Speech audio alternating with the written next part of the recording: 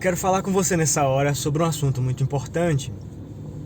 Eu quero falar com você sobre aquela palavra que o nosso Salvador disse a Maria Madalena. Aquela palavra foi, Jesus disse a ela, depois de Jesus ter advogado para ela, ter tirado os acusadores, ter livrado ela de ser apedrejada em praça pública, então ele disse uma palavra muito interessante para ela. Jesus disse, vá e não peques mais. É sobre isso que eu quero falar, sobre você não pecar mais. Quando Jesus disse isso, ele só disse isso porque isso era possível acontecer. Ele não iria pedir algo que não pudesse ser realizado.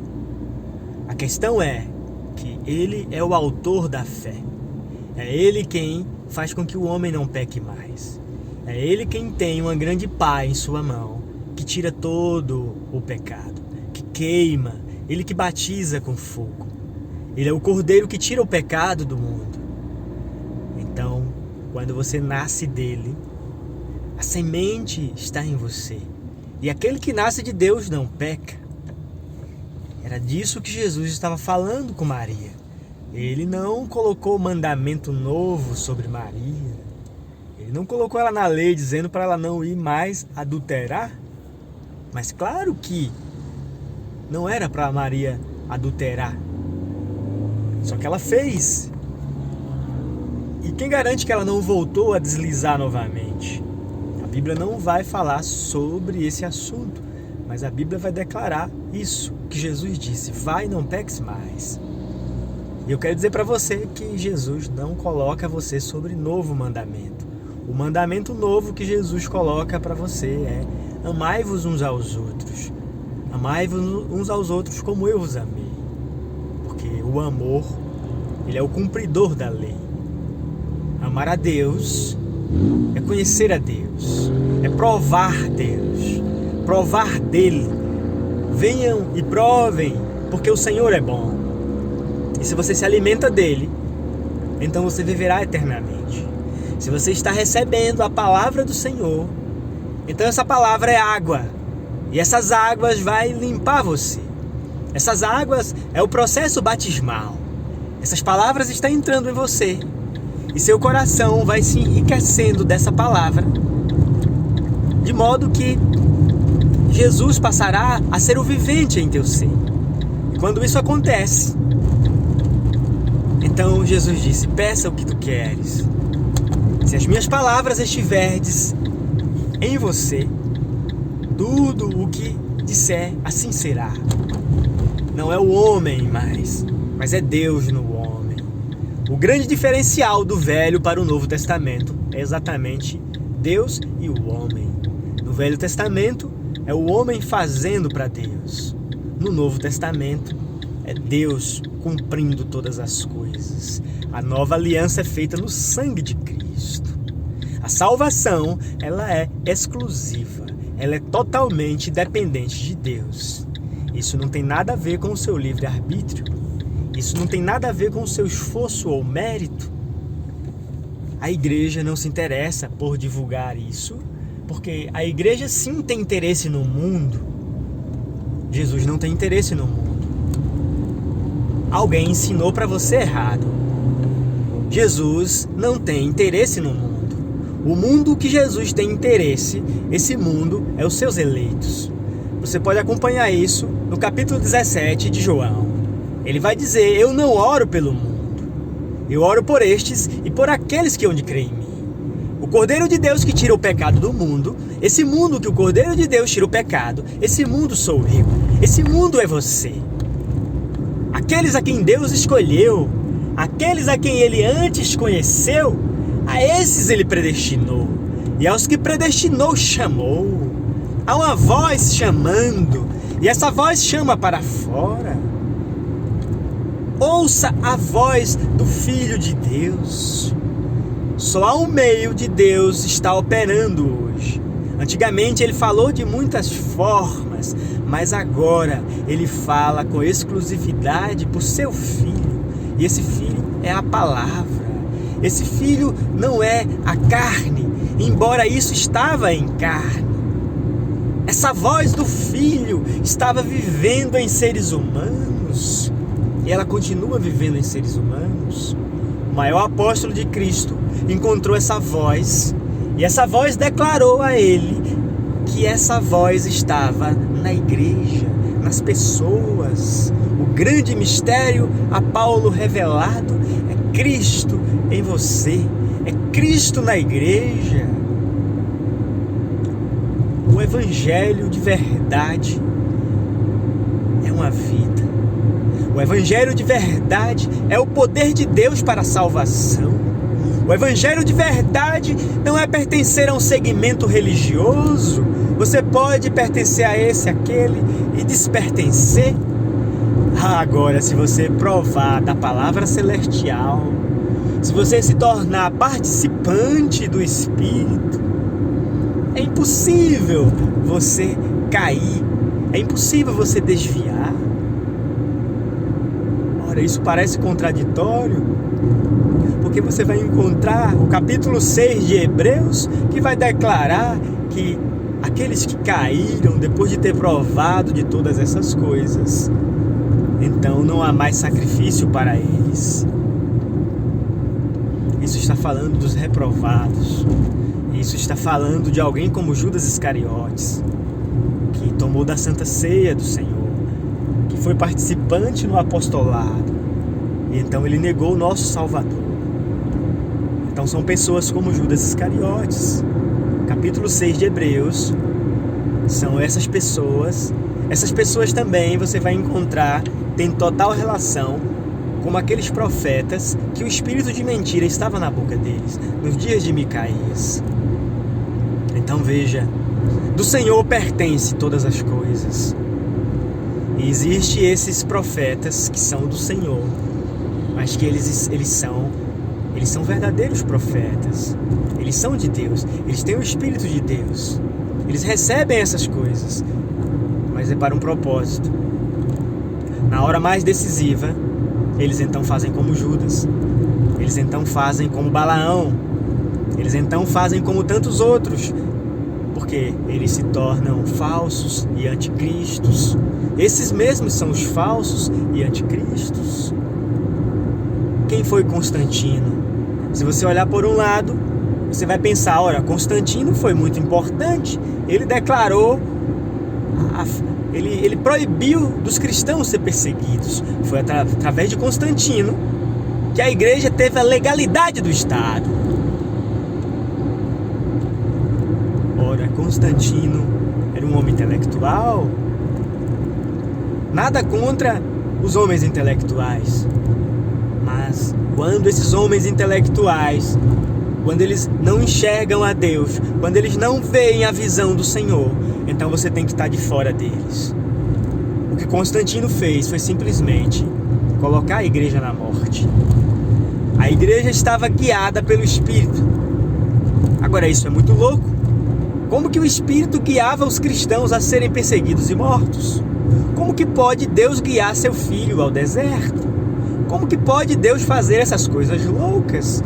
Como que pode Deus não mover uma palha contra todos esses sofrer? Deus tem a hora certa.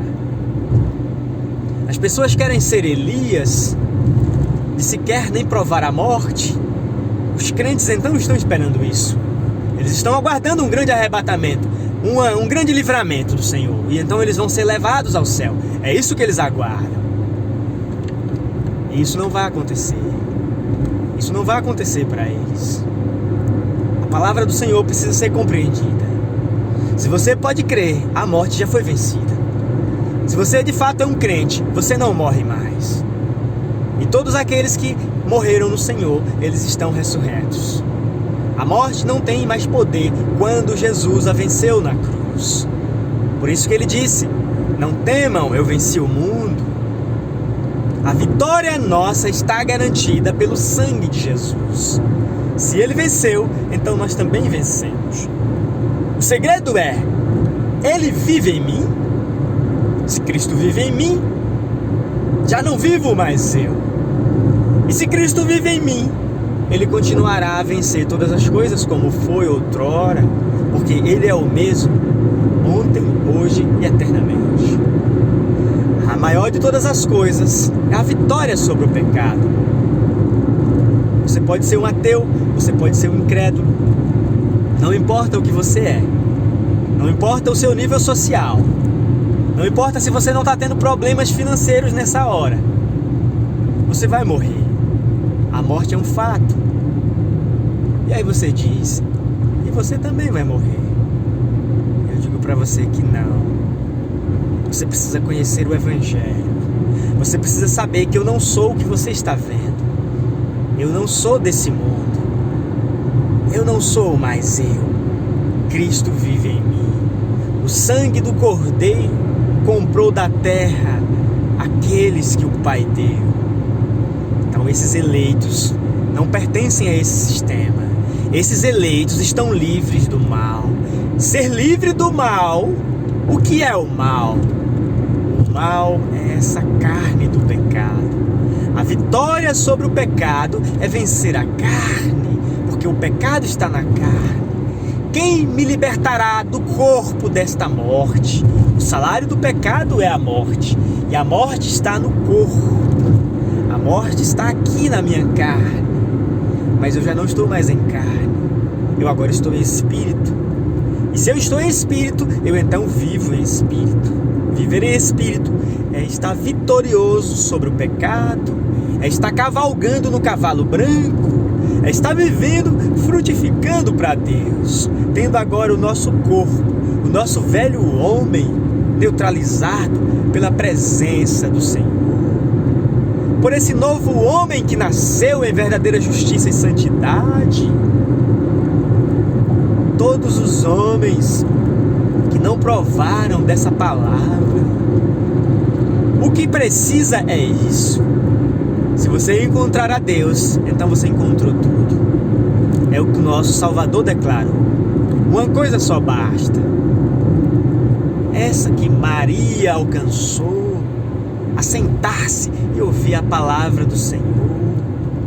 Como você pode se assentar como Maria e ouvir a palavra do Senhor? Isso não quer dizer que você vai no culto para ouvir a palavra do Senhor. Assentar-se quer dizer entronizar-se, quer dizer adentrar em Cristo, quer dizer tomar posse, quer dizer exercer a autoridade que Cristo te chamou. E ouvir sua voz é a voz do Espírito, é o som do vento, é essa palavra preciosa que fala e guia você em toda a verdade, porque ela é a verdade. Ouvir a voz de Deus é o grande segredo. Você está ouvindo a quem? Se você estiver ouvindo um homem, isso não vai mudar a sua vida. Pode ser que muitos não tenham escutado o vídeo até aqui, porque simplesmente não viram nada. Ok, faz parte. Certa vez, gregos queriam ver Jesus, e esses gregos encontraram Filipe, e Filipe levou eles até Jesus. E eles se decepcionaram com Jesus. Eles não viram grande coisa. Então Jesus declarou: se o grão de trigo não morrer, ficará só, mas se ele morrer, dará a vida a muitos. Jesus estava falando de si mesmo, do Evangelho, de como a ressurreição dele dos mortos iria trazer a manifestação dos filhos de Deus. Jesus estava falando desse mistério que Paulo descobriu, que Jesus venceria a morte e ele iria vir para morar nos seus santos. Simplesmente quando Jesus disse a 11 homens, no capítulo 28 de Mateus: ide ao mundo e pregai o Evangelho. Eu quero que você entenda que o Evangelho não é pregado por homem algum. O Evangelho da salvação é pregado pelo próprio Espírito Santo. Ele disse: naquela hora o Espírito falará em vossa boca. Eu não tenho nenhum poder, mas se aquele que tem todo o poder estiver em mim, então veja ele. Se você puder ver ele, então peça. Se você olhar para mim e não ver a mim, se você vê ele em mim, isso sim te salva. Essa palavra que te leva para o outro lado. essa palavra que não pertence a mim, que não emana do meu próprio coração, mas que vem do coração de Deus. Aí está o grande segredo de Deus revelado a seus santos. Uma boca de Deus falando na terra. Não mais um sacerdócio arônico, não mais profetas da lei, não mais um templo. Mas a hora chegou, que não é no monte, que não é nos templos, que não é na batista, que não é na evangélica, que não é na católica, mas é em espírito e em verdade. E dizer essas coisas atrapalha a ideia religiosa.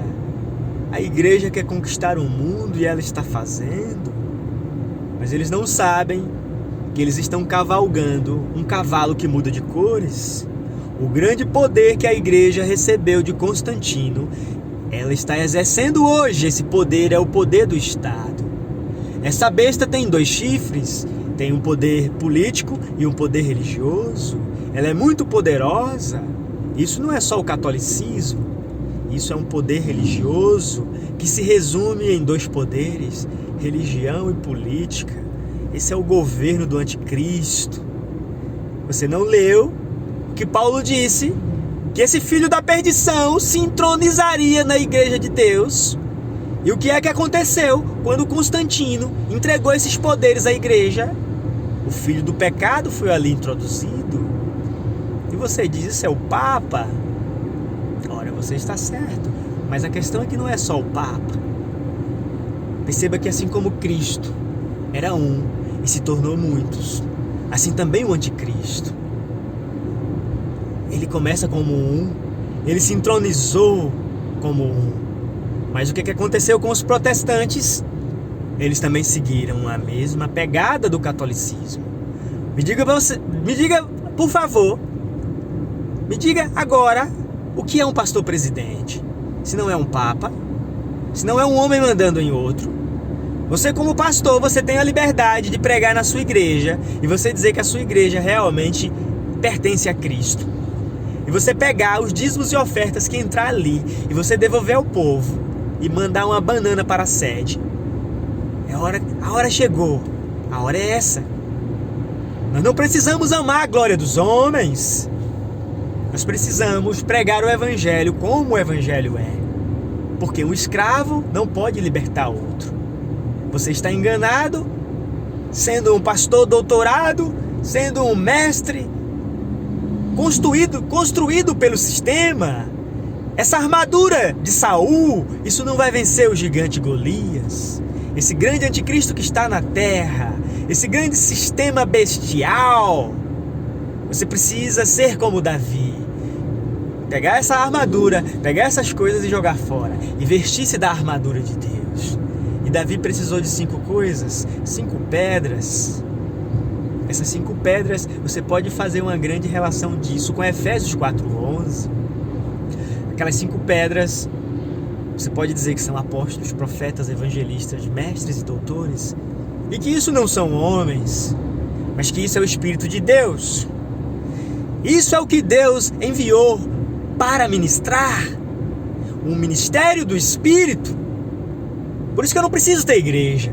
Eu não preciso ter público. Eu não estou afim disso. Eu não me importo de ser como um João Batista. Eu me importaria se eu fosse o Edir Macedo. Eu me importaria se eu fosse um Anás. O que adianta você ter um público? O que adianta você ter uma igreja local e essas pessoas estarem presas? E você sendo o dono dessa prisão, você tem a chave. E por que você não liberta o povo? Porque você é prisioneiro, você está com o rabo preso no pastor presidente. Você precisa ter coragem de dizer, declarar a liberdade, derrubar as cadeias. O Espírito do Senhor Jeová está sobre mim. A unção de Deus derruba todas as cadeias.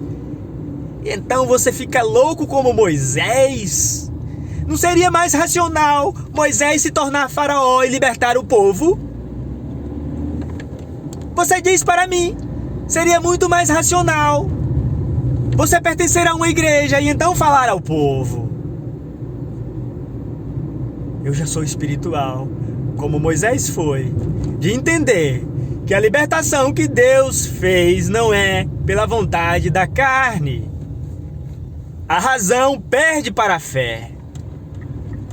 Moisés não poderia libertar daquela forma.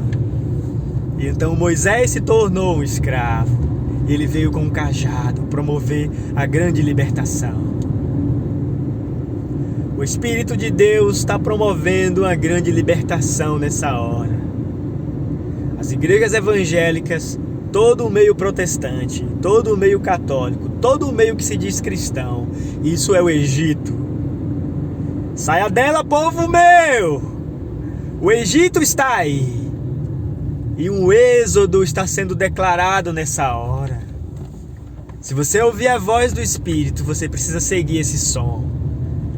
E o nosso destino é Canaã. O nosso destino é a pátria celestial. Nós não pertencemos a esse sistema. Essa marca da besta não pode golpear você. Essa marca da besta é essa marca adâmica. Essa marca da besta tem tudo a ver com esse corpo do pecado. Experimente perder o seu CPF. Experimente perder sua identidade. Você não compra, você não vende. Então a igreja fica achando que isso é algo do futuro. Se você não nascer de novo, você não pode herdar o reino, você não pode entrar nele. A palavra do Senhor é uma só. É hora de compreender todas as coisas, todas essas coisas que são necessárias. Saia dela, povo meu, rumo a Canaã. E esse anjo que nos introduz na terra não é um homem. O nosso Josué é o Espírito de Cristo, é o Espírito Santo, ele que nos leva às águas tranquilas, é ele que nos guia em toda a verdade. A verdade é Cristo, a verdade que liberta, a verdade que nos faz nascer dele, livres e agora com a chave para libertar esses presos. Deus abençoe a sua vida, nesse maravilhoso nome de Jesus. Amém.